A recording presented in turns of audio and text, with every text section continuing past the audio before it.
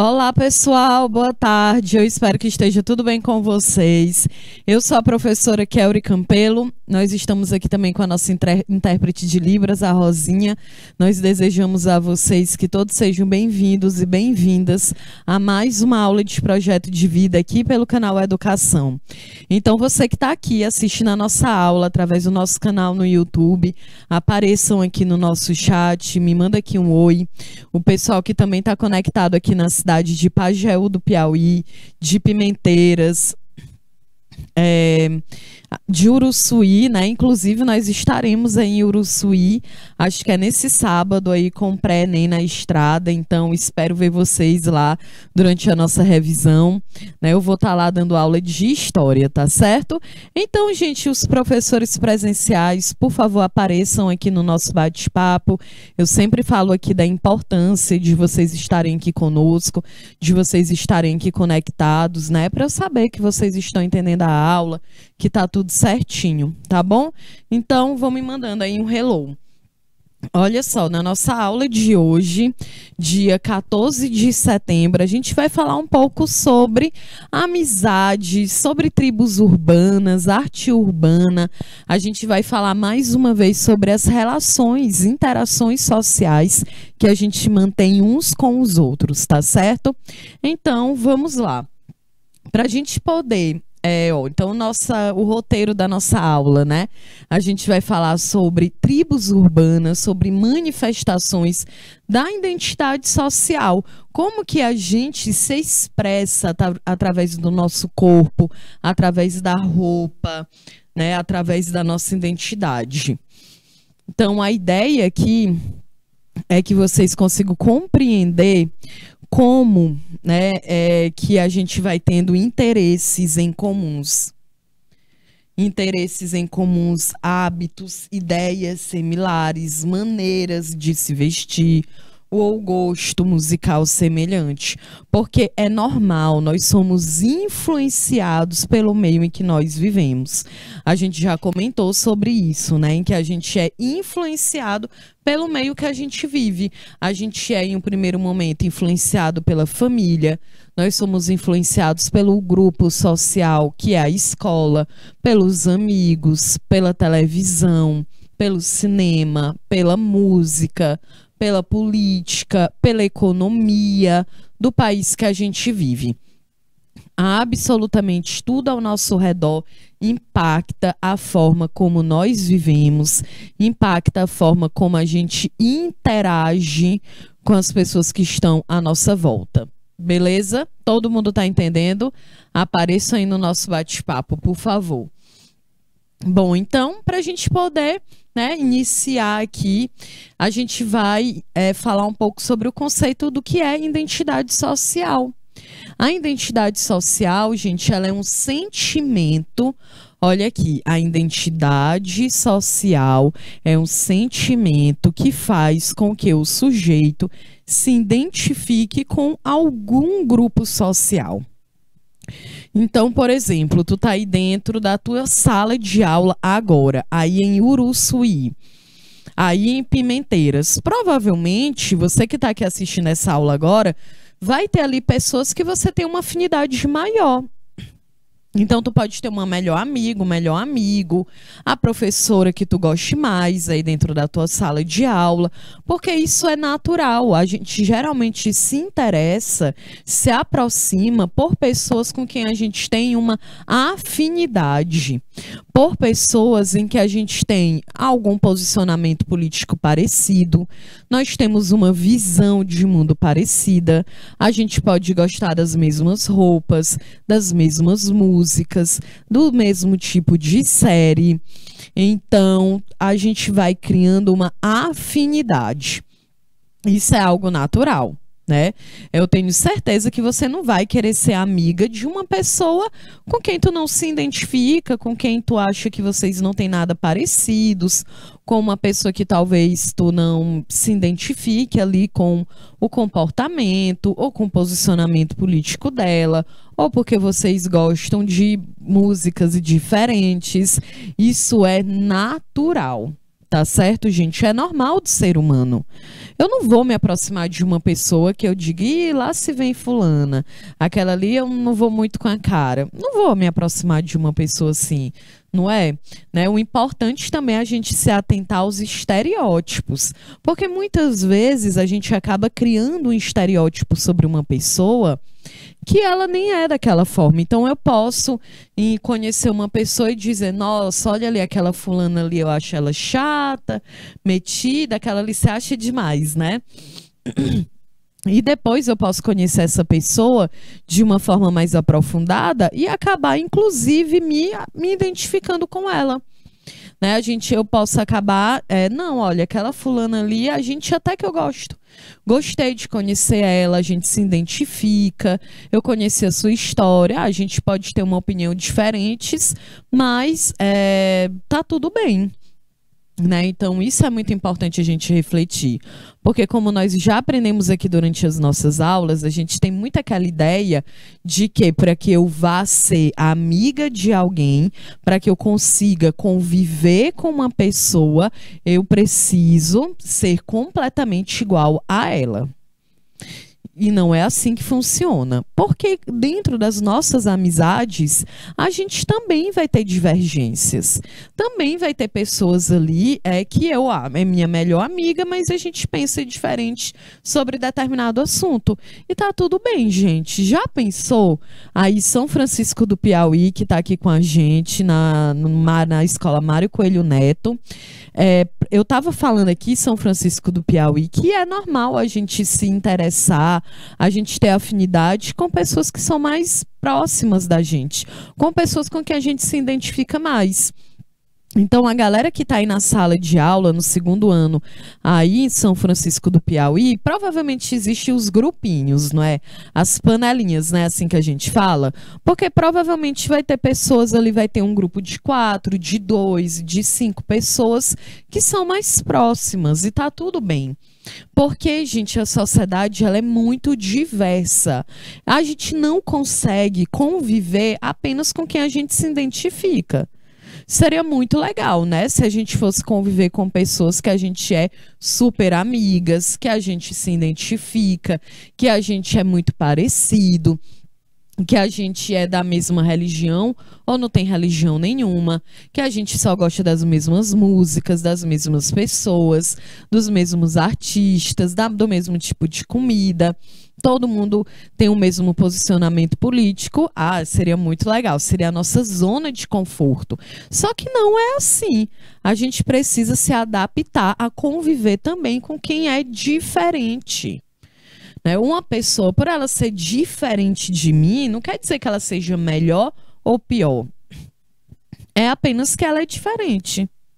Né? Isso também é algo que a gente precisa compreender, porque a gente pensa assim, então para que eu seja amigo de uma pessoa, essa pessoa ela tem que pensar exatamente igual a mim? Claro que não, porque cada indivíduo tem a sua própria história, vive dentro de uma própria realidade, tá certo? Então isso é importante para a gente poder se ligar. Bom, então aqui em relação à identidade social, vale dizer que esses processos, essas interações que a gente mantém uns com os outros, também vai formando a nossa personalidade. Então, a educação que eu recebi dos meus pais, lá no meu primeiro grupo social, vai influenciar na minha personalidade também. Eu posso ter uma personalidade... Imagina uma pessoa que seja mais comunicativa, outra mais introspectiva, ou você é uma pessoa que consegue manter um diálogo, ou é uma pessoa... você também pode ser uma pessoa intolerante. Tudo isso, gente, aí você vai dizer, não, professora, eu sou assim porque eu nasci desse jeito. Não. Na sociologia, na história, ninguém nasce de uma determinada forma, né? Quando a gente fala em identidade, as identidades, elas são construídas dentro da sociedade, nas nossas interações com o outro. Então, a minha personalidade, eu, Kelly, hoje, professor, uma mulher adulta, vivendo dentro de uma região Nordeste, todas as minhas opiniões, o meu ponto de vista do mundo, eu fui adquirindo ao longo da minha vida, né? Então, foi com a educação que eu recebi da minha família, a educação na escola, a política, a cultura, a economia do meu país, né? São as pessoas com quem eu interajo, foi na minha vida escolar, com os meus amigos pessoais, com as pessoas com quem eu trabalho. Tudo isso vai influenciando em quem eu sou. Da mesma forma com vocês que estão aqui assistindo essa aula agora. Entendeu, São Francisco do Piauí? Coloquem aí no nosso bate-papo, por favor. Bom, então, por exemplo, durante a infância, a gente vai adquirindo experiências sociais e a gente vai fazendo isso, né, ao longo da nossa vida, ao longo da nossa existência, né? Existe muito aquela ideia de que, beleza, então eu sou uma criança, eu sou uma adolescente, então eu estou aqui em um processo de construir a minha identidade. E aí parece que uma pessoa que já é adulta, ela não está mais nesse processo. Isso não é verdade. Nós, a partir do momento que a gente nasce, até o último dia da nossa existência, nós estamos construindo a nossa identidade. Nós estamos aqui construindo quem nós somos, tá certo? Então, e aí como eu expliquei, tudo vai impactar para isso. A família vai impactar, a escola, o contexto sociocultural. Por que a família? Porque as famílias, gente, elas são instituições sociais. As famílias, elas também criam regras de comportamento, né? Então, por exemplo, na minha casa, minha mãe, quando eu era uma adolescente, uma criança, eu era uma pessoa que eu não tinha capacidade intelectual ou física, eu seguia as regras, né, que os meus pais colocavam dentro da casa. Porque é uma instituição social. A família é quem te protege, teoricamente, né? A família é quem te protege, que te passa um conhecimento ali, né, das primeiras regras sociais. Então, tu vai seguindo aquelas primeiras regras, né? Então, a tua mãe diz assim, olha, tem horário para acordar, tem horário para chegar em casa, tem que lavar a louça. Você precisa, né? Também é uma questão de respeito com uma pessoa ali, né? Que existe toda uma questão da afetividade, da relação socioemocional. E aí depois, então, isso são as regras, né? Tem um horário para estudar, tem um horário para brincar, tem um horário para assistir televisão. Na minha casa era assim, né? Provavelmente na de vocês também é. Tem uns horários ali que a gente deve seguir, né? Da nossa rotina. Principalmente quando a gente é criança, pré-adolescente, adolescente também. E é claro, né, que depois, quando a gente já vai tendo um pouco mais, passou ali um pouco na idade, tá maior de idade, tá dentro de uma universidade, ainda mora com os pais, é claro que a rotina e as regras, elas vão mudando, mas você ainda está ali inserido dentro daquele meio. Depois a gente tem a escola ela também é uma instituição social, ela também cria as regras, né? A prova disso a nossa aula aqui, ela começa às 14h, né? A aula de projeto de vida. Então, é muito importante que você esteja aqui, que você tenha esse compromisso, porque a regra da escola a aula começa às 14 horas. No caso, quem estuda no período da tarde, a aula começa às 13 horas. Você precisa estar lá às 13 horas, né? Porque passou das 13h15, talvez a tua escola ela feche o portão. Passou de 2 horas, vai dizer, olha, agora você não entra mais, já estourou o limite aqui de tempo. Então, são regras, né? A escola diz, olha, tem que vir com fardamento, com a blusa da escola. Não foi você que criou essas regras, é independente da sua vontade. Você precisa segui-las. Então, é por isso que a escola, ela também cria regras. O contexto social, e é claro que isso vai influenciando em quem a gente é. O contexto social, imagina, se tu é uma pessoa que tu nasce no Brasil, e aí tu é uma pessoa milionária, a tua família é milionária. É muito diferente, né, a vivência de uma pessoa que vive com 10 milhões por mês para gastar, é muito diferente das vivências de uma pessoa que vive com um salário mínimo no Brasil. Não é diferente? É claro que uma pessoa que tem lá a renda de R$ 1 milhão por mês, ela vai ter acesso a uma escola privada de qualidade, ela vai ter acesso a um plano de saúde privado, né? Ela vai ter acesso a uma viagem internacional, vai ter a possibilidade de viajar dentro do próprio Brasil. E uma pessoa, uma família com 4 pessoas que vive de R$ 1.000 por mês, as coisas vão ser bem mais difíceis, né, gente? Basta a gente fazer aí, né, olhar para a realidade que a gente vive. E uma família que os pais estão desempregados, e uma família que recebe até R$ 150 por mês e está ali dentro da linha da pobreza. São realidades diferentes, né? Por isso que é muito importante a gente se atentar às questões políticas e econômicas do nosso país, né? A gente vive muito naquela ideia de que a política tem a ver somente com o político, tem a ver somente com o processo eleitoral, e não, a política é todos os dias, a política é sobre a gente estar vivo aqui, né? O próprio fato da gente ter conseguido sobreviver a uma pandemia que matou mais de 600 mil pessoas no Brasil, isso é um ato político. Então a gente precisa entender que a política ela tem a ver com os nossos direitos, os nossos deveres, as nossas reivindicações dentro da sociedade que a gente vive. De fato expandir, porque política e economia têm uma relação direta na forma como a gente vive. Bom, dito isso aqui na tela, né, que era justamente o que eu já até expliquei, né, gente, que é sobre os grupos sociais em que nós estamos inseridos, a família, a escola. Então, como eu expliquei, o primeiro grupo, que é o de pertencimento, é onde eu pertenço, é onde eu me identifico. Então vai ter ali a família. Uma criança, quando ela nasce, ela está inserida dentro de um meio familiar, ela identifica quem é o pai, quem são os pais, ela identifica ali quem são os adultos que estão à sua volta, quem é que lhe alimenta, quem é que lhe protege, quem é que brinca com você.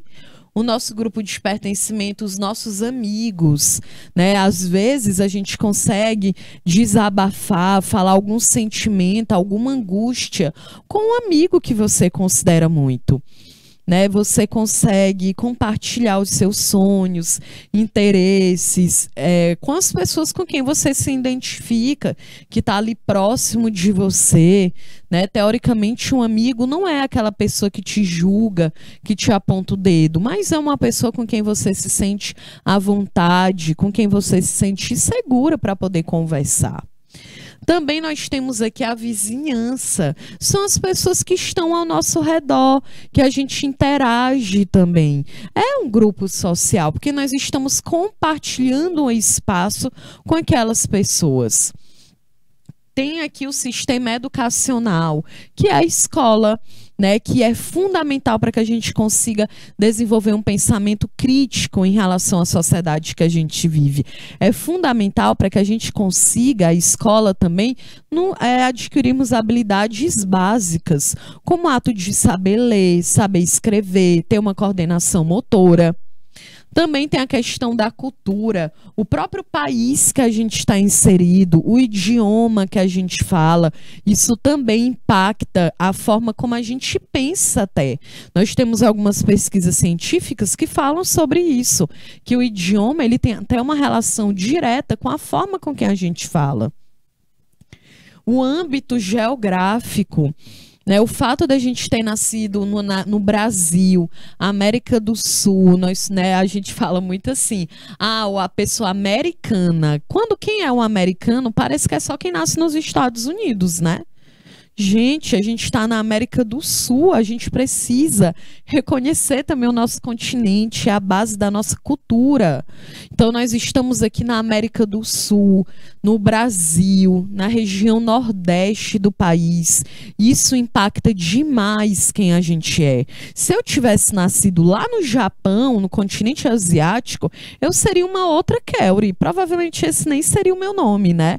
Então, eu teria uma outra história de vida, uma outra visão de mundo. Então, é claro que o local onde a gente nasce impacta de uma forma direta em quem nós somos. O idioma, né, ele é passado, as primeiras palavras que uma criança fala quando ela é socializada é o que ela escuta, né, ali é o que a percepção que ela tem. Né, uma criança, no caso, que é surda, né? Então é uma criança que ela também vai se adaptar ao ambiente em que ela vive, e em algum momento ela também vai aprender a língua de sinais que é própria do país dela. Então, isso é uma prova de que a forma como a gente se comunica é única em cada país. Né? Por exemplo, a língua de sinais, a gente tem uma no Brasil, tem uma no Japão, tem uma nos Estados Unidos, tem uma no Canadá, né? Então é uma ideia de que a forma de se comunicar ela é fundamental, é a base para qualquer ser social. Então isso também vai impactar na nossa personalidade, na nossa identidade. Beleza? Então, a gente fez aqui toda essa introdução para falar sobre identidade social. E agora nós vamos falar sobre alguns formatos, né, de identidade, de identificação, de tribos, né? Uma teoria que é conhecida, a gente estuda muito isso lá na sociologia, que são as tribos urbanas. O que que significa uma tribo urbana, tá bom? Então, por exemplo, a expressão tribo urbana foi criada em 1985 por um sociólogo francês, o Michel Maffesoli. E aí, gente, qual é o conceito de tribo urbana? São grupos de pessoas que se unem com base em interesses comuns, compartilhando os mesmos símbolos, os mesmos hábitos, as mesmas maneiras de se vestir. Né? Lembrando que quando a gente fala uma tribo urbana, né, também é algo que a gente pode problematizar, porque é um espaço para ser considerado urbano, precisa ter apenas 20 mil pessoas vivendo ali dentro, já é considerado uma cidade. É um meio urbano, tem 20 mil pessoas, é um meio urbano. Beleza. Então, dentro desses espaços foram se construindo identidades. E é muito normal isso. A Ana Cristina, olá, Ana Cristina, que está sempre aqui comigo. A Ana Cristina, ela vai se aproximar das pessoas que têm a ver com ela, que ela conhece, que ela se identifica, que ela tem algo parecido, não é? É muito simples isso, gente. Então, isso aqui é muito interessante, né? Eu quero que a gente vai conhecer algumas manifestações aqui de identidade e eu quero que você pense aí, provavelmente, qual é a que tu se identifica mais, né? Então, vamos aqui conhecer algumas. Lembrando, né, que eu vou citar aqui, também tem a questão do estereótipo, a gente vai discutir um pouco sobre isso, né? Então, por exemplo, vamos aqui conhecer a primeira, a galera do hip hop, né? Possui origem no rap norte-americano, lá nos Estados Unidos, na década de 70, em comunidades jamaicanas, latinas e afro-americanas, principalmente na cidade de Nova York, nos Estados Unidos. Essas comunidades enfrentavam diversos problemas sociais. E aí os jovens fizeram da rua um único espaço de lazer, um lugar com o objetivo de usar a arte para canalizar a violência. Né? Então, comunidades que são minorias. E quando eu falo minorias, não é pelo fato de que são em pequena quantidade. Pelo contrário, né, gente? É a maior parte da população. Então, é a ideia de que são pessoas que geralmente são excluídas, né? Excluídas, marginalizadas. Então, um jovem preto que vive na periferia, ele acaba sendo estigmatizado. né? Então ele pensa que, olha, eu vou usar a rua, um lugar em que me marginaliza também para me expressar, para mostrar que eu existo, para mostrar a minha arte, né? Então, mesmo aqui ainda na década de 70, o hip hop ele também chega ao Brasil, né, e aí começa a se desenvolver inúmeros projetos que valorizam as vivências jovens dentro da periferia, né? O lema do movimento é respeitar o outro e lutar pela paz no Brasil, sobretudo dentro da periferia. E isso é muito importante. Quando a gente pensa em um país que escravizou uma população negra por mais de 350 anos, gente, não é à toa que o Brasil é considerado um dos países mais racistas do mundo, né? E é algo tudo muito velado. Foi muito compartilhado a ideia de que o Brasil é um país que tem uma democracia racial, porque nós temos brancos, amarelos, indígenas, negros, pardos, pretos, né? E aí a ideia, a grande questão é justamente que quando eu digo que o Brasil ele foi miscigenado durante a colonização e por isso é uma democracia racial, eu esqueço da quantidade de mulheres negras e indígenas que foram violentadas, né? Inclusive a gente estuda muito isso na sociologia, na formação da identidade do povo brasileiro, quando a gente conhece um sociólogo chamado Gilberto Freire, com seu livro Casa Grande e Senzala, em que ele desenvolve uma teoria de um mito racial, né, de dizer que aqui no Brasil se tem democracia racial porque as pessoas são miscigenadas. Ele esquece de dizer que mulheres negras e indígenas eram violentadas, então engravidavam e essas crianças já nasciam miscigenadas, né? Então a gente precisa fazer os recortes na história de uma forma correta, né? Então, é claro, isso aqui a gente pode aprofundar muito mais, né? Também tem que ver o contexto em que o Gilberto Freire escreve isso, mas aí é um assunto para outra aula, beleza? Bom, outro movimento muito marcante aqui na cultura brasileira é a cultura do funk, que é criticado e criminalizado. É um gênero que se tornou o maior movimento da juventude periférica brasileira, né? O funk brasileiro ele surgiu nas favelas do Rio de Janeiro, ali por volta também da década de 70. E aí eu trouxe aqui uma fala do Bruno Ramos, que é o Conselheiro Nacional da Juventude e integrante do coletivo Favela no Poder. E olha o que ele diz. O funk dialoga muito com a juventude, porque ela se sente representada pelas letras e é de sensibilidade da população entender que o movimento funk é o maior movimento político cultural que conversa com essa parte da população que é desassistida pelo Estado. Né, quem disse isso, Bruno Ramos, Conselheiro Nacional da Juventude, integrante do coletivo Favela no Poder. E é interessante a gente entender essa fala do Bruno, porque a ideia de que existe no Brasil é que o funk ele é um estilo de música em que ele fala apenas sobre a questão da sexualidade, sobre a questão, né, ali um estereótipo, uma objetificação do corpo feminino. E é muito importante que a gente reflita que o funk ele vai muito além disso. Compreender também que é um movimento cultural. E compreender que o funk ele tem uma relação direta com as vivências de uma juventude que vive dentro de uma periferia. Entender que o funk ele não fala apenas sobre a ideia, né, do corpo, mas que ele também fala de política, ele também faz denúncias. A gente porque muitas vezes a gente conhece só o funk que faz parte da indústria cultural, que é o funk, né, que bate os recordes das vendas nos aplicativos de música. A gente precisa compreender que o funk ele também está lá dentro da periferia, denunciando, falando sobre a marginalização do povo negro, falando sobre cultura, sobre política, sobre economia, sobre as relações sociais. Então, é muito importante que a gente quebre esses estereótipos, esses preconceitos.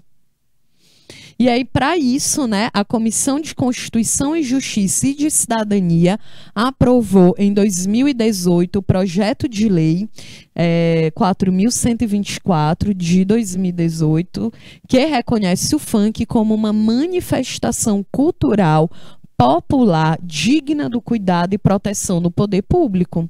Esse projeto é do deputado Chico Alencar, do PSOL do Rio de Janeiro. O texto assegura aos artistas do funk o respeito aos seus direitos e ao movimento funk, a livre realização de suas atividades e de manifestações como festas, como bailes e como reuniões. Então, compreender que o funk é sim uma manifestação cultural. Bom, outra identidade social aqui que a gente pode citar é dos pagodeiros. O samba carioca, ele chega em São Paulo e ele se transforma nas famosas rodas de samba, né? E a partir da década de 90, grupos de jovens começaram a formar conjuntos que tocavam o samba de uma forma mais dançante, com direito a coreografias e a temática geralmente muito focada ali nas conquistas amorosas, né? Enquanto tem aquela ideia de que o samba nas periferias muito ali na denúncia, né, focando muito ali nas questões culturais, nas vivências do povo brasileiro, o pagode ele já era mais conhecido ali na década de 90, né, um pouco mais na classe média, mas foi se popularizando cada vez mais, né? E aí também o pagode, né, meio que se entende que deu origem ao axé music e que geralmente o axé ele é mais um estilo de música bem forte ali na Bahia, né, que também está dentro da região Nordeste. Bom, outra identidade social aqui são a dos skatistas, né? A prática do skate teve início ali por volta da década de 60 na Califórnia, nos Estados Unidos, quando os surfistas adaptaram o esporte aquático, né, que era ali uma prancha de surf, né? E aí o skate era como se fosse uma prancha aqui, só que pro asfalto. E aí tem os estereótipos, né? Por que eu digo estereótipos? Porque a gente entende que a pessoa que é skatista, ela tá sempre ali, né, com alguma camisa de banda, de rock, boné, um tênis, uma camiseta, uma calça mais larga, né? Tá sempre ali com seu skate, mas, gente, compreender que isso também são estereótipos, né? Não é porque a pessoa ela anda de skate que ela vai andar com skate 24 horas por dia debaixo do braço, né? Então, é muito importante que a gente se ligue nisso, que são apenas estereótipos, a forma como a gente acaba se expressando. Outra identidade social aqui é a dos motoqueiros, né, que é uma ideia que surge lá na Europa, no Reino Unido, ali por volta da década de 50, e que fazia com que as pessoas que gostassem de motos, elas se reunissem, né, para falar dos seus interesses, das novidades, o que chamava a atenção delas. Então, nessa época aqui, o grupo era associado a uma intimidação, àquela masculinidade tóxica, mas a ideia de que quando passar com o tempo, né, outras discussões têm sido feitas.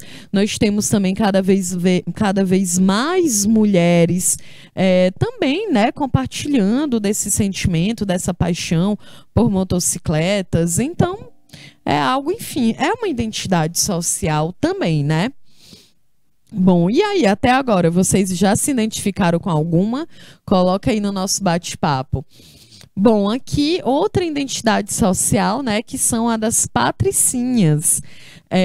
E aí eu trouxe aqui esse filme, que é um filme que é chamado As Patricinhas de Beverly Hills, ali da década de 90. Gente, não é possível que vocês nunca tenham assistido esse filme, né? Passava o tempo inteiro, quando eu era criança ali, adolescente, na sessão da tarde, e era o filme que quando eu via que ia passar na sessão da tarde, eu me organizava, eu ficava ansiosa para assistir o filme, né? Mesmo cortado, né? Porque a televisão faz isso devido ao tempo, ela corta algumas cenas, né? Ainda tem as propagandas, mas estava lá. Nossa, eu acho que é um dos filmes que eu mais assisti aí na minha adolescência.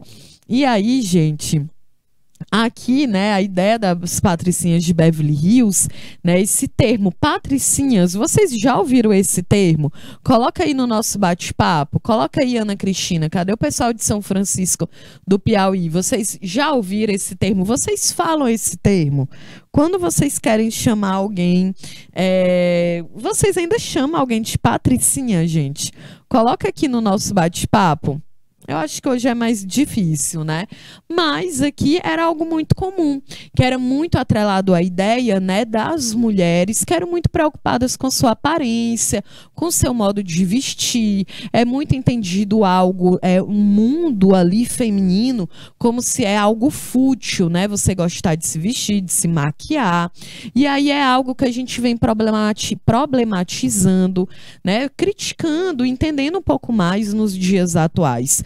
Porque se entende o quê? Que é muito fútil para o universo feminino a ideia de que eu quero pintar o meu cabelo, eu quero fazer um determinado penteado, eu quero poder pintar as minhas unhas, eu quero poder colocar a roupa que eu quiser.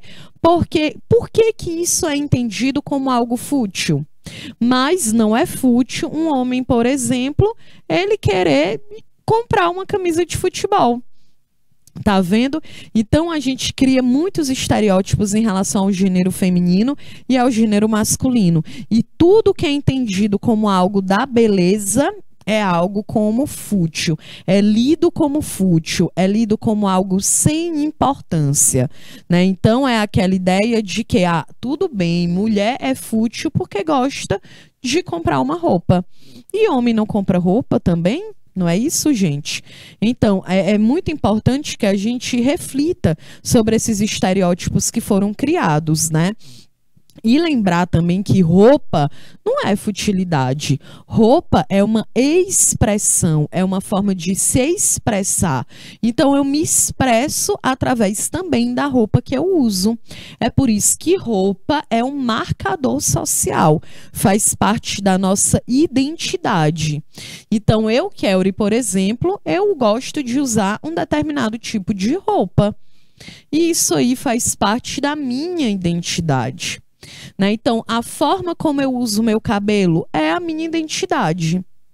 Né? A forma como eu me enxergo é a minha identidade. Né? A forma como a Aurora, que é a nossa intérprete de Libras aqui, a forma como ela se enxerga faz parte da identidade dela. Não é como eu enxergo você, é como você se enxerga. E isso é muito importante que a gente compreenda, que a gente consiga respeitar a identidade de gênero das pessoas. É o que eu sempre estou dizendo aqui a vocês, acho que desde o primeiro dia de aula, que durante as nossas aulas de projeto de vida, a gente discute muito sobre a ideia do autoconhecimento. A gente discute muito sobre a ideia de como a gente se percebe, né? De quais são as características que fazem parte da minha personalidade, quais são as características que fazem parte de quem eu sou. E não tem como eu olhar aqui para Ana Cristina que está assistindo a nossa aula e eu ditar e eu dizer para Ana Cristina a forma como ela deve ser, a forma como ela deve se vestir. Não tem como eu olhar aqui para a Aurora, nossa intérprete de Libras, e dizer a ela, ditar a ela a forma como ela deve agir, pensar e viver a própria vida. Então, isso aqui é um ponto para a gente refletir.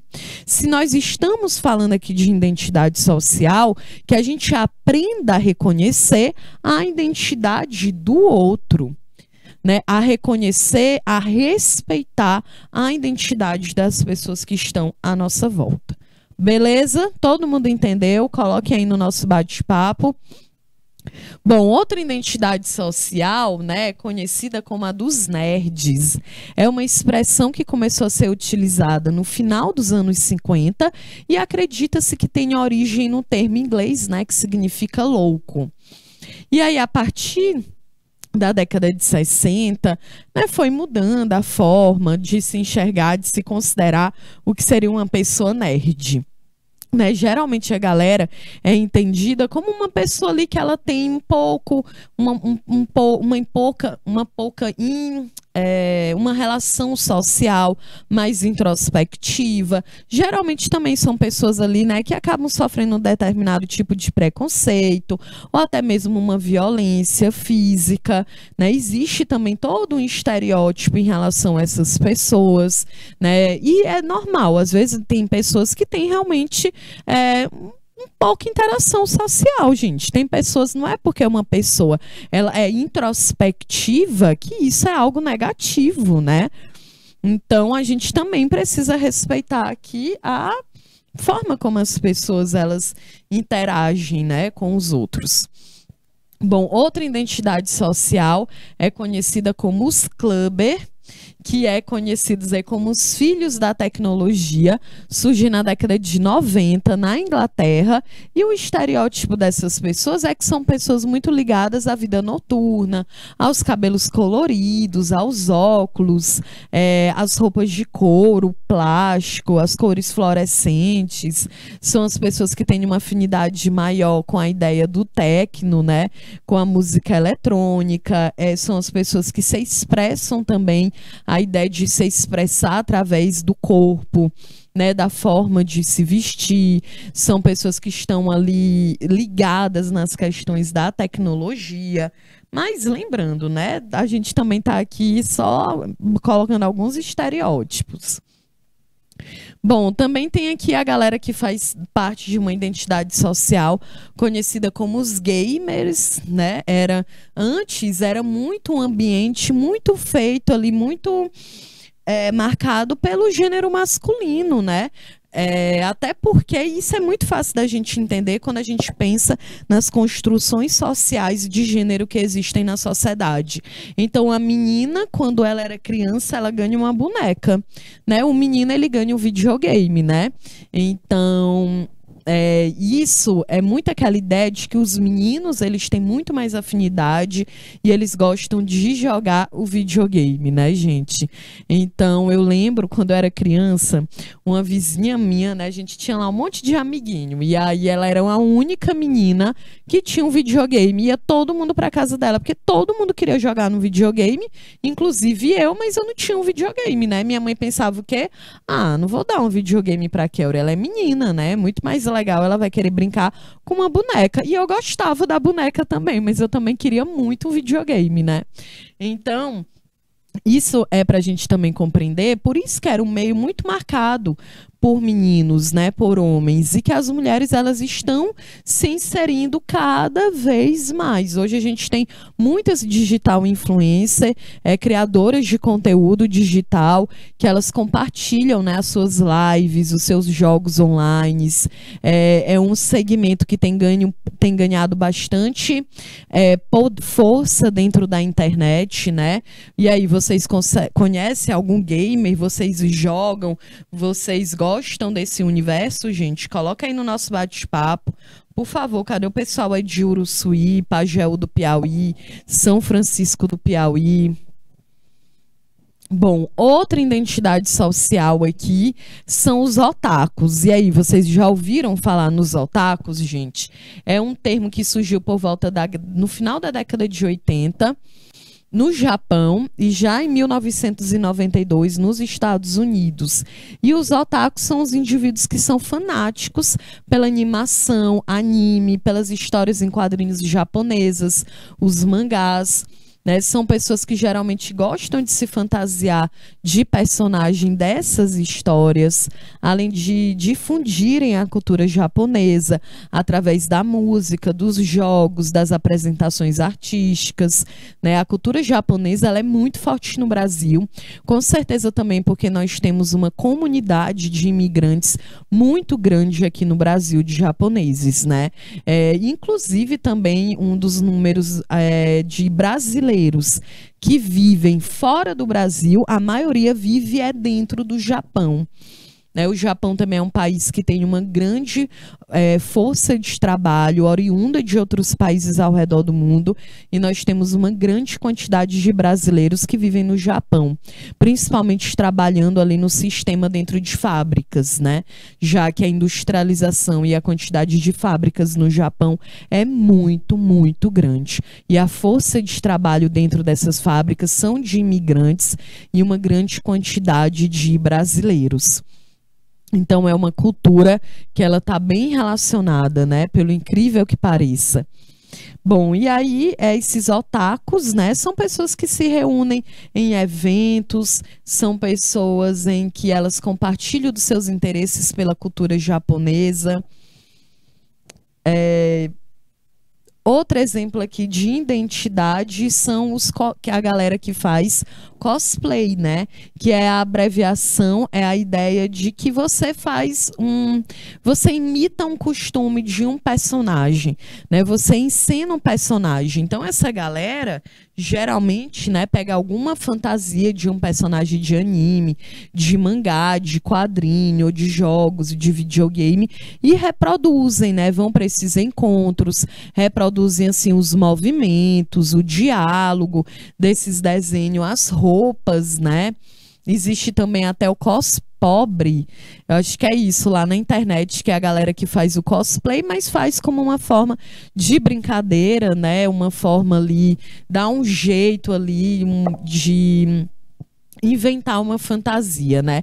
Não é tão sofisticada assim como aquela galera que é bem raiz no ato de se fantasiar, e na verdade eles nem falam que é uma fantasia, né? Também é uma forma de se expressar, é uma forma de encenar ali um comportamento cultural, né? Então isso é bem interessante. E é bem interessante a gente pensar que a cultura asiática ela está cada vez mais frequente e presente aqui dentro do Brasil.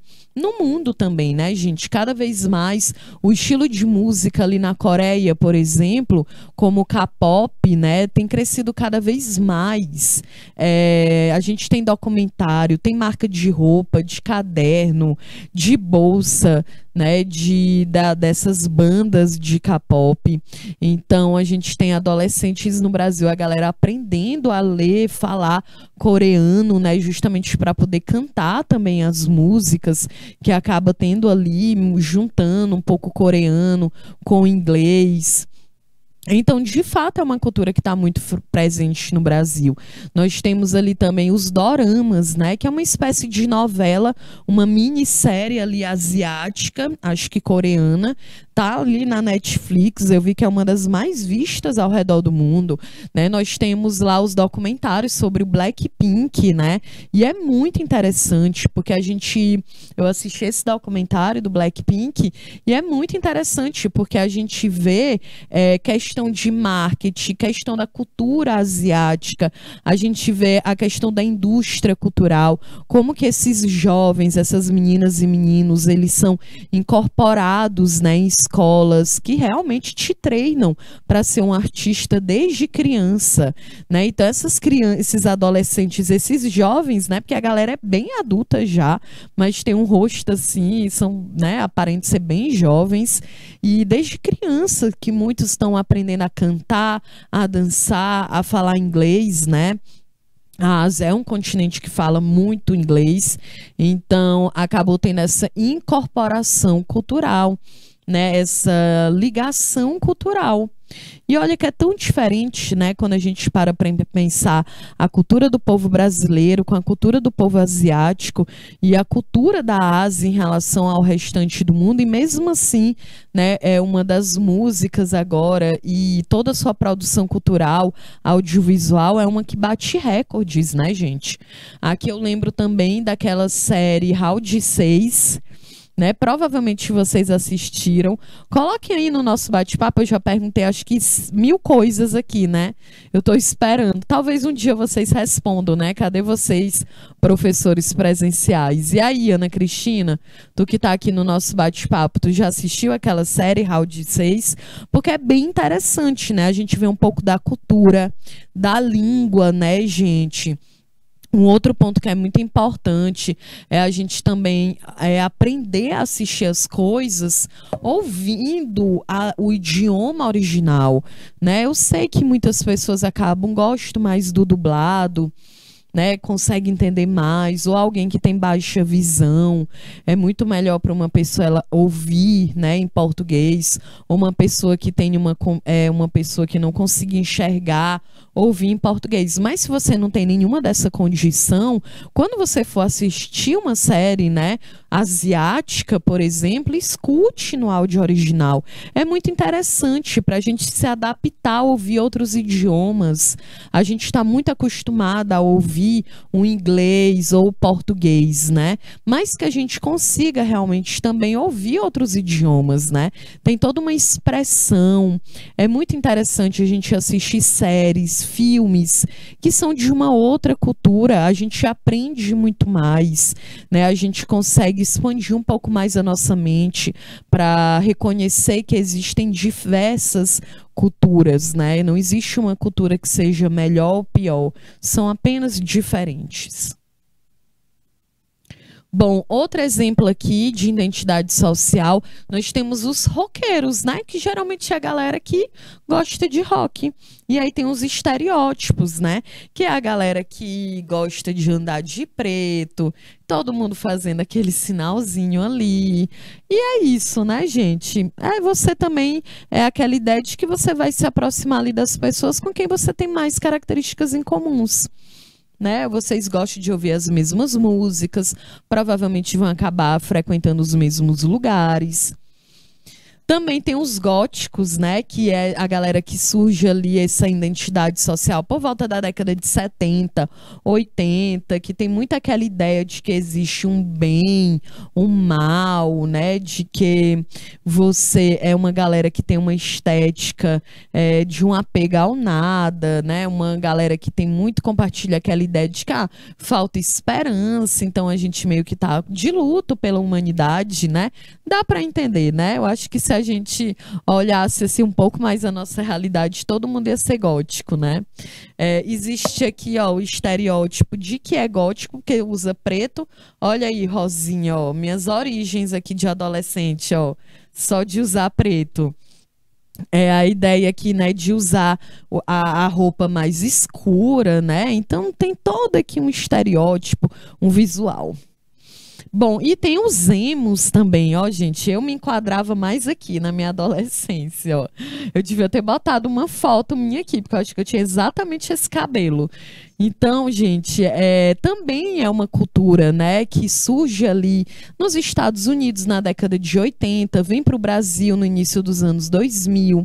Era muito uma ideia de que o movimento também ali, né, nos centros urbanos do Brasil, compartilhando a mesma ideia de música, a forma de se vestir, né, de se expressar através da roupa, o uso da tatuagem, dos piercings como uma forma de manifestar ali, né, os seus desejos, os seus interesses através também da sua identidade corporal.